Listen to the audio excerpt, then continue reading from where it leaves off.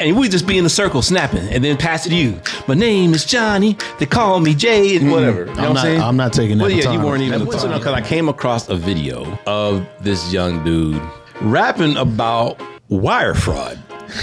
Did you? So back to what I was saying.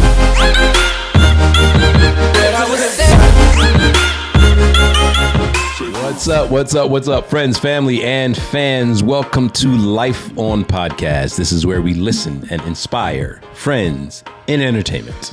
And everywhere. That's right, because life happens to everyone. I am Stone Stafford, your co-host, along with the other co-host, Johnny Vaughn. Hi. Yeah, man. What is yo? Yo, we are going to hop right into what we're going to talk about today, and that is rap music. Now, this has become a disheartening conversation for me over the years because I'm a hip hop head. I'm from Jersey, Trenton, New Jersey. Love hip hop. Never been a fan of where rap has gone. I first fell out of love when I came down to Atlanta, but that was because I didn't understand the Atlanta culture or the South culture. Okay. So things like obviously this was like even before chicken? crunk, but even before crunk, you had that what was it called? Bass, yeah. Right? You know, and the yeet and all that stuff. So after I understood what rap meant in Atlanta, and it really was about the vibe, it was just about the parties and all that stuff, I understood it and it made sense. I was like, okay. And y'all called it, you had your names for it, but you didn't really call it hip hop. But now we just lump it all together, rap and hip hop, which always ticks me off because hip hop is a culture. It's not just music. Right. So that's my soapbox beef on that as it is. But the reason why I feel rap has become a sad state of affairs is in this digital age, of course, everything is about content, shock value, and in the whole, this happened even before the whole woke thing, but I don't know how to call it. I call it the wussification of America. I steal that from Bert Show. Mm-hmm. That is where we're dumbing down the rules and the guidelines so much, where it's kind of like do what you want to do, be what you want to be, say what you want to say thing. Right. So there's no more guidelines because now we question, well, what exactly is morality? Because your morality is not my morality. And you know how I feel about that. That just leads to chaos. Sure. So now we rap about anything. There's no guidelines. You can literally cuss on the radio at this point. Kanye said you can rap about anything except for Jesus. Kanye said that? Yeah. When did he say that? Which song was that? Jesus Walks. Oh, yeah. Yeah, okay. I thought you were saying don't rap about Jesus. No, like, of all people, you can rap about anything except for Jesus, yeah, right? Exactly. No. That's I think it's always been that thing. The way hip hop started in general was an outlet for expressing what was unexpressible in every other outlet. Facts. Yep. Now, when you start in a place like that, the natural evolution is to become all inclusive of all the unexpressive things over time. And I think that's just what we saw because even back when it was becoming what it became in the late 70s, early 80s, I mean, even if you go back to like Gil Scott, who I still feel like was like some of the precursor to what rap was. Did you say who? Gil I thought you said Jill Scott. I was like, okay, we're going to pause and re-educate. Even if you go back to that, when it was almost like a spoken word thing before it became into it, things were being said that weren't necessarily acceptable in other forms of medium. So if you go back to it, like hindsight being 2020, you can really see that the trajectory was going to eventually get to this when the culture of the environments of the people who were creating the content changed. Well, yeah, and that's what happens with music. Music is supposed to be a mirror of the culture, right? Exactly. Which is sad. And I think it tells you where our culture is. I think that's more so where the conversation goes is that what we're reflecting from what the culture actually is as opposed to what's being put in the music itself. Right. The music is just a product of the culture. The problem needs to be fixed prior to it. Oh, God. Which means music won't change. Well, it'll change, but it'll change with the culture. Where's all that hopium you be smoking, man? My hopium's being stomped on right now, like right on the neck, like for real. So, I mean, that's my whole issue because let's go back to like to Gil Scott and stuff. And even back then when it was like a poetry thing, they were talking about something. Sure. Again, it was expressing, right? It was talking about this. And even if you go back in the 70s, it was you either, again, it was a mirror or it was the news reporting of the culture. It was either that or it was bragging. Yeah.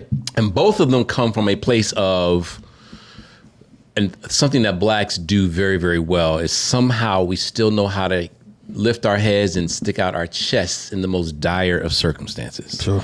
And so we either report on the situation we're going through, or we're bravado and we're like, well, I'm this. And like, you could be broke, but you still like, my name is Stone. I'm here to say I can pay all your ways. We go on to, and we just be in a circle snapping and then pass it to you. My name is Johnny. They call me Jay and whatever. You know what I'm saying? I'm not taking that baton. Yeah, you weren't even a thought in your daddy's pants at that point. I'm not taking that baton. But that's what it would be back then. Yeah. Matter of fact, I remember on an episode of Good Times. They had an episode when they did that. Yep. And all that evolved, in the rap. And then, DJ Hurt came in and just killed the game, changed everything for everyone, him and all the founders, of hip hop and stuff. So is that, let me ask this question. Are we having this conversation today because you feel some kind of way because we're celebrating 50 years of hip hop, like as we speak? You know what? That wasn't even an occurrence until you just said it. I'm not gonna lie, I thought it was. You know what? It literally is just coincidental. Okay. Well, it's coincidental because I came across a video of this young dude. I almost didn't say dude. Rapping about wire fraud. Did you see that? You sent it to me. I think you IG'd it to me. And now at first I was, I was like you. I think you thought it was gimmicky. I thought I was like, man, this dude, whatever. And I'm listening to it. I'm like, yeah. And I was like, yeah. I said, oh, that's funny. That's actually I honestly true. thought it was the Onion that had got a rapper to do like a satirical thing. Oh yeah, that's what I thought it was. So I'm listening to it. I'm like, oh, that's fine. Oh, hey, little does he know that's actually true. And I'm like, not what it was. No, that's real too. And I was like, that's. Hold up, Nick, babe. Nigga, you teaching people how to do wire fraud. And I'm just like, what is going on? Like, and we went, well, so like I said, rap, first it reported. Yeah. Let's stay in the context of crime. Mm-hmm. It reported crime. Yep. Right? Then it went to the part of not glorifying. Well, yeah, it did. It started glorifying it. Yeah. When you get back to, I stuck up the man, some, and don't push me into that. Because you were talking about the things you had to do or you felt that you had to do just to survive. Then it went to glorifying it. Like now we just talk about guns and blasting fools or whatever just to make us look cool, look good. And we went through a whole phase. We had a whole bunch of people trying to act like they were affiliated. Yeah. And they weren't, you know what I mean? Or claiming that they did all this kind of stuff and they ain't do none of that stuff. You grew up like in a suburb somewhere. So now we were glorifying the violence and the crime. Then you get up to drill, where now you're like, well, no, this is what I did. Mm-hmm. You know what I mean? So now it's almost like it became a pre-qualifier. You go to a label, I want a rap deal. Have you committed any felonies or crimes or anything like that? No, I haven't. Sorry, we don't want to sign you. I mean, that's obviously an exaggeration. I gotta shout out Long Beach Griffey, who's a comedian. If you have not checked out his skits, he's got a skit that's about that specifically. Big boss, I got an amazing artist for us, bro. So let me get this straight. No body modifications. She's not ghetto. She's not attractive or light-skinned. And she's actually talented? What the? That's everything that we're against in the music industry. It's him doing, again, it's satire on what's happening, but it's become the reality of how artists are selected by the machine at this point. Mm-hmm. Because if you look at what the culture is asking for, so to speak, the money makers are going to provide the fiends with the supply they want, and that's what's been asked for. And it's one of those catch-22 things. Which one stops first? Exactly. And I don't think we're going to get to a point where, I didn't mean to cut you off from that. No, you good. If you haven't seen it, look that video up. And it's a two-parter too, but it's absolutely hilarious. No, I will do. And so now we're glorifying the crap, and we created a whole genre around that, with drill. Yeah. I'm gonna be honest. So when the stuff started happening with when Melly, when his lyrics got him in trouble, and then now we're watching Young Thug deal with some stuff on some lyrics and all that. I'm not gonna go to the details on it because these cases are happening right now. that made it real. That all right, now what you say is no longer art. It's a confession, or it's you journaling. It's literally art imitating. Exactly. And that's why I say it's become now it's to the point where, and that's what whole drill is now, like literally, and I know of 2 stories, not firsthand, I will admit. All right. One secondhand, one is just whatever, word of mouth. Okay. Where the rapper went out and committed the offense in order to be able to rap about it. Oh, they did the Taylor Swift, the Adele. What? You know, they did get in relationships and break up right. so they can write songs. Yeah, just a much more violent Just version. more violent, exactly. Much more violent version, yeah. Street version. And that's where we are. And it's a real thing. Like, that's a real thing. That's the whole thing with drill. Like, there is no drill without that. Without the you see what I'm saying? So I hate to throw back to another a satirical thing, but Key and Peele show, which is one of my favorite. That was good because you got to keep this lighthearted because this crap depresses me. It gets real It dark. depresses me. But Key and Peele actually have an episode of that where a rapper gets arrested and the cop is interrogating him, and they're like, "We got the confession tape," and the tape is literally like, "Yo, I stuck him up." All that one. And he's like, "You can't arrest me. You can't." And then like at the end of it, he's walking out of the jail cell, and the tape says something. "I'm waving at you, bye right now," or something like that. Yes. And it was so foreshadowing. I love those dudes, man. It was so foreshadowing for what it was about to become, because at that time you could see it in the underground. It was already happening then. Yeah. It hadn't blossomed into the replacement for what, at the time. I don't even know if it was real mumble music at the time. I think the mumble rap thing was still, and I mean, it was looking for what the next thing was. Can we all just get back to Negro Town? Let's not do that. You don't remember that skit? I did. You didn't see that one? I did see that one. That was hilarious. So anyway, all right, so now that's already the problem. Yeah. So now we have a fire. Uh-huh. Well, let's go find some gasoline. And pour it on it? Yeah. So now we have labels who have found a way to incentivize this behavior. Your criminal activity. Your criminal activities. They're like, well, we ain't just gonna go out there and just give these folks a whole bunch of money and then you go out there and do something stupid and get killed. So now we're gonna constantly find ourselves in wait a minute. They'll go out there and do something stupid and then get killed. Someone's gonna get life insurance. Hey, Bob. Yeah, Chad. We ought to take out life insurance on these rappers. Great idea, Chad. Make it happen. And that's what they do. Yeah. That's what they do. They sign you.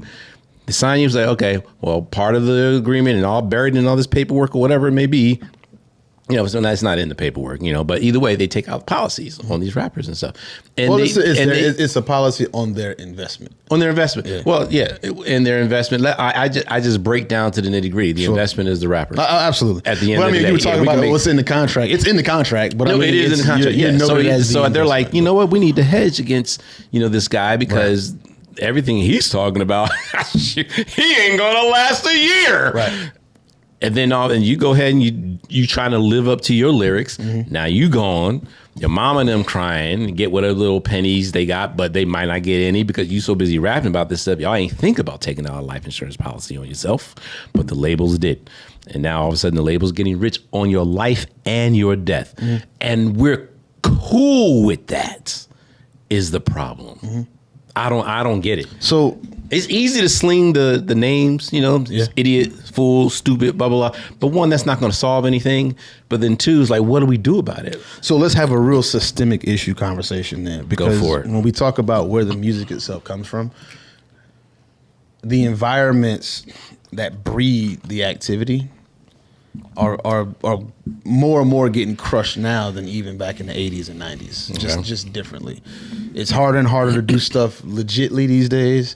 People, what do you mean? Just make a living, feed your family. I see what you mean. Yeah. So I mean, I never blame the artists and the rappers, because when you meet someone that's from a particular demographic and a particular location, you said it before. You're a product of your environment. You're the average of the 5 friends that you keep around me. That's your environment.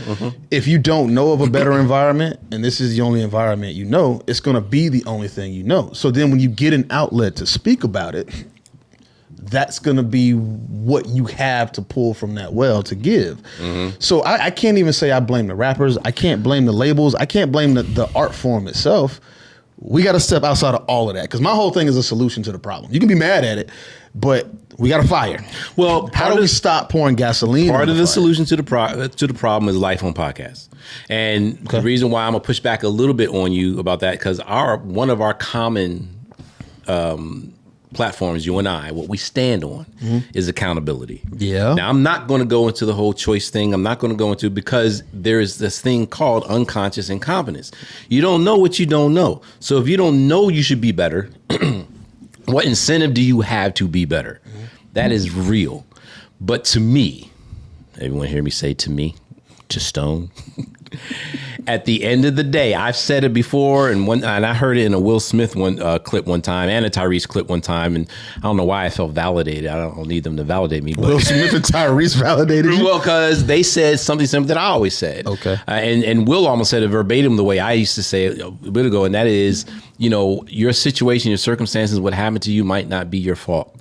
I said, but it is damn sure your responsibility what you do after that. Absolutely. And that part never changes. Now, the last part is going to be harder for some than most, because if there's nothing in your environment that shows you that little peak of light to go and follow to get you out of that, yeah, you're screwed. I get it. It doesn't change the fact, though, that the power still out. It's the same reason when people ask me questions of things they don't know. And I've literally seen people like fail at something or not do something because they didn't get the answer for it, and they come to me.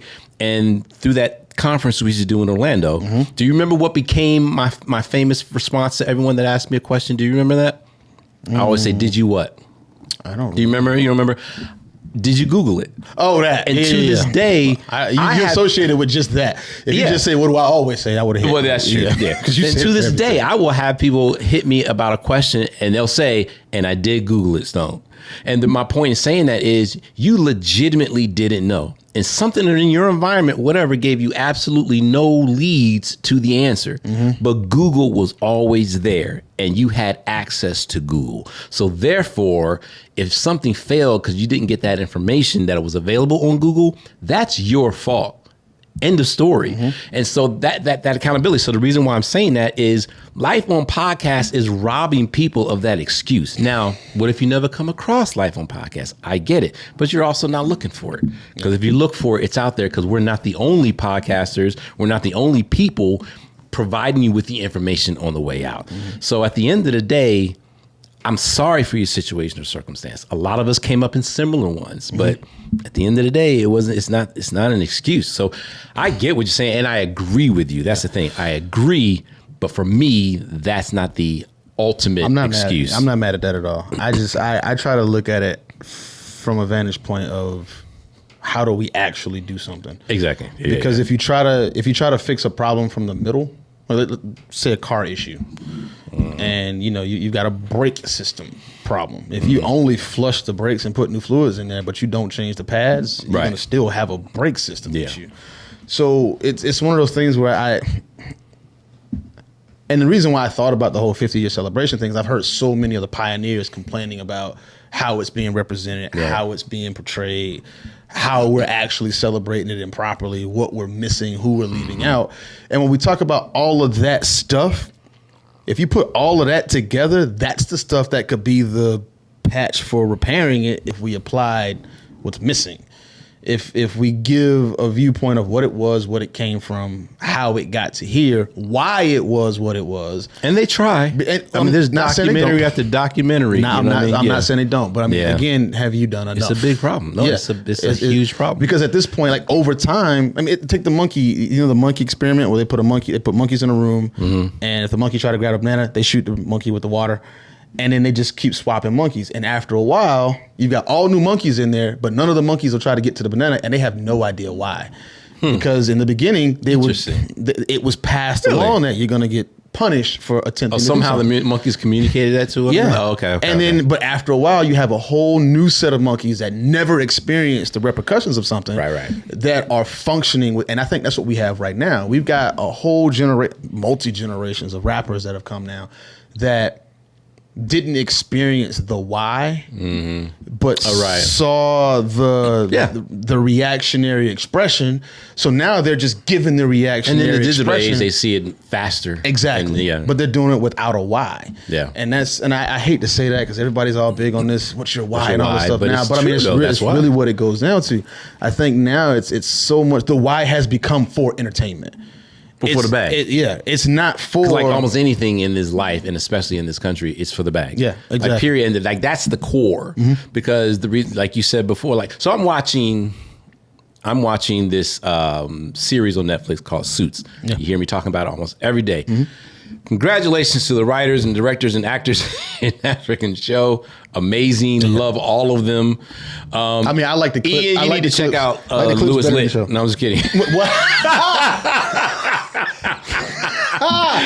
So we're going to bleep out Ian though, because that is kind of an under the bus thing. I don't mean it that way, but it will come across that way. I'm gonna cut this whole section out. Yeah. So I'm watching this. Suits, and forgot why I said I was watching. Dang. Suits. Why did I say I was watching Suits? What are you talking about? Oh.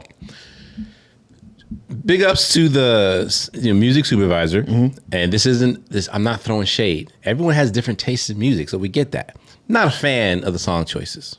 They fit the scenes. I can see why those songs were picked. Sure, absolutely. So I think they nailed it. Just the particular songs, it annoys me when it comes on.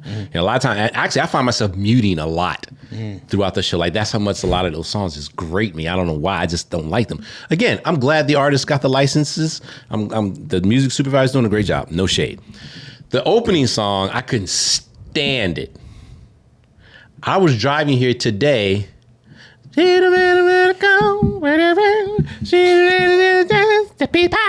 of pie, or whatever it is, you'd be saying the Greenback Boogie. I was like, the Greenback, what? I'm mad at myself that melody is in my head. But the reason why it's in my head is because I watch the freaking thing at least 3 or 4 episodes a day, which is, I need to not do that. Addiction. You know what I'm saying? And it's stuck. So to your chicken or the egg thing, if we want to solve this thing, it's going to start with labels and radio. You know what I mean? We're just not a whole lot we're going to be able to do about streaming. Because whatever leaks out is going to leak out. Sure. All right. So there's nothing much we can do about that. But we can stop feeding it steroids is what we can do. Now, is that going to happen? No. Why? Money at the end of the day. So that if you want to, it's not like the solution. We don't see the solution. We see the solution. You know what I mean? But as long as they offer money for that, I think it's always going to be a problem. I don't think it can start with the labels and radio because those machines and those entities are about money. That's what we agree. But that's what I'm saying. It can't start with them because of that. Oh, I see. Is what I'm saying. Yeah. I think it has to start on the other side. It has to start with the consumer saying, "I don't want this anymore," because that's going to. Well, the demand. We got to take away the demand. Exactly, and I mean that again. That's a whole another systemic thing of changing mindsets, and it's kind of like what China does with TikTok. Like when it's been a big thing that China has multi algorithms for different countries around the world, and over here in America, we get all the dumb-ish. We get all the dance and cat videos and stuff. But if you're in the East, China specifically, we get all the ice cream. Ice cream. Ice cream. She did her job. She did. She did her job. 7 bands a day. Look at that.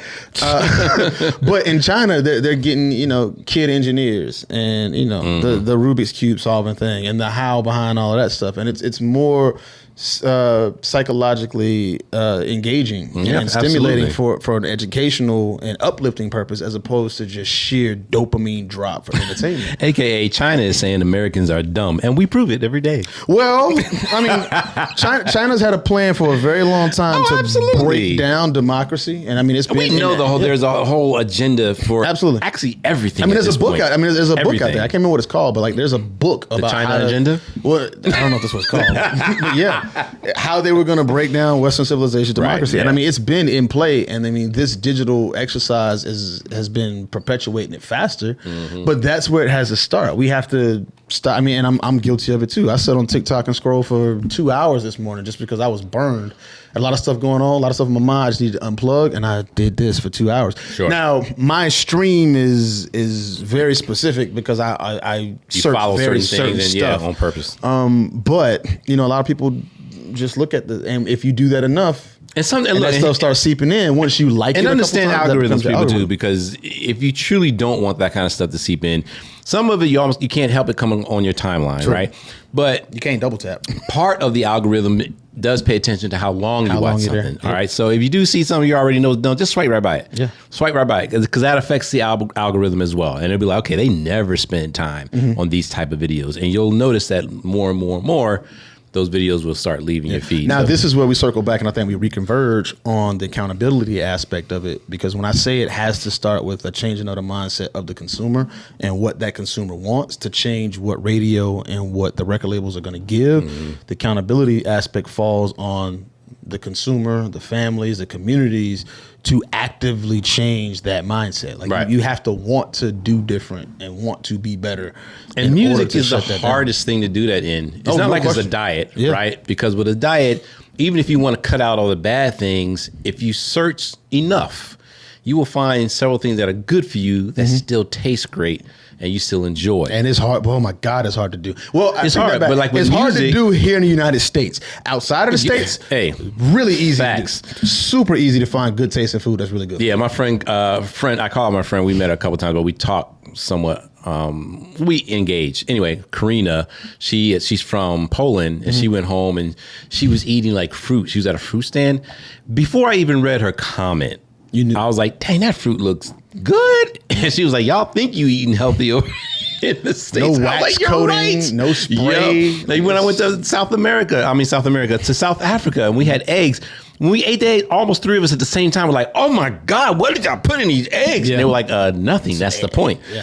So yeah, no, you're right. Yeah, with diet, it's a little bit easier. With music, it's so hard because all you need is a dope enough infectious beat and an earworm melody. People will absolutely excuse the lyrics. No question. And that's what makes it so hard with music. And like even songs I listen to and bump with, and I don't agree with a dang thing they saying, but I'm like, and I'm like, God, this go hard. You know what I'm saying? Man. And that's why, oh my gosh. My wife. I can't talk about how y'all understand how freaking powerful music is. My wife, and of course I love her to death because she's my wife and my best friend. She's like, I'm obligated to. But that's all I heard. Is that my punishment? Well, that's not that. I'm kidding. I'm discovering things now about her musical taste that I've never known. Like the songs that she likes, that she knows the lyrics to, it's only like a passing know the lyrics to because she'd never heard the explicit versions of them. And one thing that I do, like we're in the car, I rap the explicit versions. I do that. Or I'll sing the actual lyrics of anything that's been flipped. And when she gets shocked at like what's actually said, I'm like, oh, you really have? And I'm sitting here like, we've been together 18 years. There's no way you haven't done this. So I'll pull up a YouTube video and I'll play these versions. And it blows her mind, like what's like full versions of lyrics that have been changed just for radio edit purposes. But it changes the perspective of the song. And that's the powerfulness of the melody and the beat and all of that. Because if it's a groove, it's a vibe, your brain's gonna subconsciously record whatever's happening. So when it comes on, you feel like you in it, but you never really dive into it. And I see me, I used to be a lyric reader. I would sit there when they used to put the lyrics in the book, and I would go through every song. That's when the books used to be this thick. I don't know if those of y'all you get cassettes. See, I am old. See, and you can open it, and the print was like 1.5 font. Right. So you sit there, and I'd be reading along with him, like, oh, okay. And that's how I learned lyrics. And in 6th grade, I never forget. There was do you remember Ola.com? Ola? Yeah. Oh, yeah. Ola.com. I don't know. I'm not familiar, but I remember. It was a lyric site. It used to just have every song. You just put the song in there. And I'll never forget like pulling Money in the Thing from Jay-Z and JD. And that was like, we did that as a project. And one of our music theory classes was how fast can we learn the melody, instrumental, and the lyrics of the song. And it took 2 classes to do it.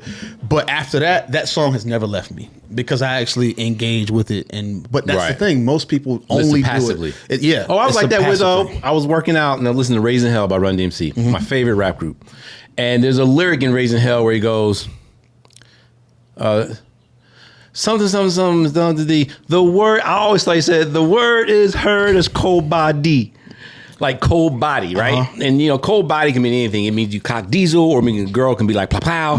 But that's all I just took it to mean that, the word is heard as cold body. And I was like, I don't know what you mean by there, but it's still, this is dope. And so I'm on the little elliptical thing. And by accident, when I touched my phone, it switched to the lyric side. Mm-hmm. So again, I'm not really paying attention. And then all of a sudden, I saw it. The word is heard is told by D. I was like, Needless to say, I didn't like it as much. Yeah. Because something about cold body was doper. Ruin the song for you.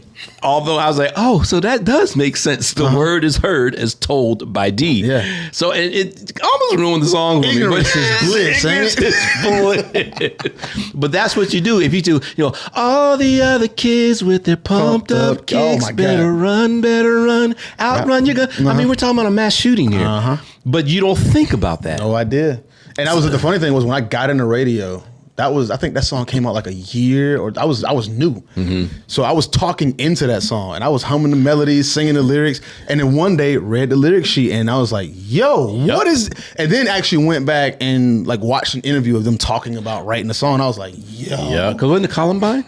I believe that's what it was. Yeah. I remember, I won't name the church, but it's a predominantly white church. And I was going to say, the reason why I'm saying that is because, the music's different, in the traditional black church and some of the bigger, predominantly white churches. So I remember time we walked into church and it was like, I was like, oh yeah, I love this. And I was like, why are we playing a song about mass murder in church?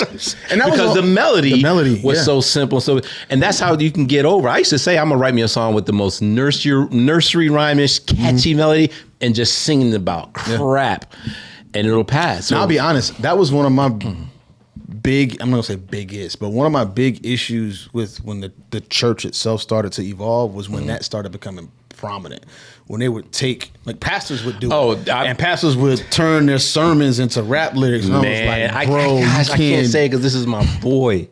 This is my boy. Drop some names. No, I can't because this is my boy. But I remember, that was good. I turned, I think it was WALK or whatever. I think it was VO103. Okay. With Tinsley, whatever. Larry Tinsley. And all of a sudden I heard, ooh, that devil's so scandalous. I was like, what? And I was like, I know this voice. And then I was like, wait, that's blah, blah, blah. I'm like, God. So on one hand, I was so happy that it was on the radio. Then I was like, dude, what are you doing? Yeah. He's like, get your praises on. Dude, I was like, oh my gosh, no. We've gone too far. I remember this, and I remember being sick when it happened. I was just like, you can't do it, bro. Oh my God. I mean, I get the point. I get the reasoning why, but it's trying to get people to it. You're trying to draw them in with what attracts them. So, but that's the whole, like, going back to the top of what got us to this part of the conversation is doing that is what led to it becoming such a loose cannon and uncontrolled. Exactly. So it's a fugazi. So look, y'all. Wait, do we do this though? Because you never said the rapper's name who did the wire fraud song. Do we give him credence and actually say his name? I'll put the video in. Okay. So people can see. So we're not going to even say his name. They're not gonna do it. I'm not. Okay. I don't know, dude. And it's not that it matters because it's on freaking YouTube. It's not like I'm calling him out. No, you're not calling him out. But I just said we didn't give him the respect that he deserved for putting together such a wonderful. Make sure y'all watch to the end of this video. You'll see. Or maybe I'll put it somewhere in the middle. So you kind of have to watch to catch it. How about that? So that's where we are. I mean, obviously, we always want to hear y'all's comments on it, especially those of you who are rappers, because I find the biggest pushback I get are those who are rappers trying to pursue a career. Well, because you're stepping on their freedom of speech, bro, and that First Amendment right's important. I ain't even that deep with it. Okay, my bad. So so look, we want to hear from y'all. So as always, like, subscribe, notify, but then hit those comments. So this isn't a one-way conversation. We want to hear from you. But other than that, we appreciate you guys supporting. We're still shooting for that 1 million subscribers, man. 2023 still ain't over. So all you have to do, literally all you got to do is like, oh, I like this episode. Hit that little square with the arrow on it. Tap on that, and then think of the 2, 3, or 4 people you want to send the link to, and just type them in their text. Done. You're gone. Done deal. Man, that's worth like a $10,000 right there. LifeOnPodcast.com. That's where you can follow everything Life on Podcast, videos, audio. You can message us, whatever it is you need to do. For me, StoneStafford.com, STAFFORD. Just Johnny Vaughn, JUSTJONYVAN. There it is. We love y'all. We out. Peace. So back to what I was saying.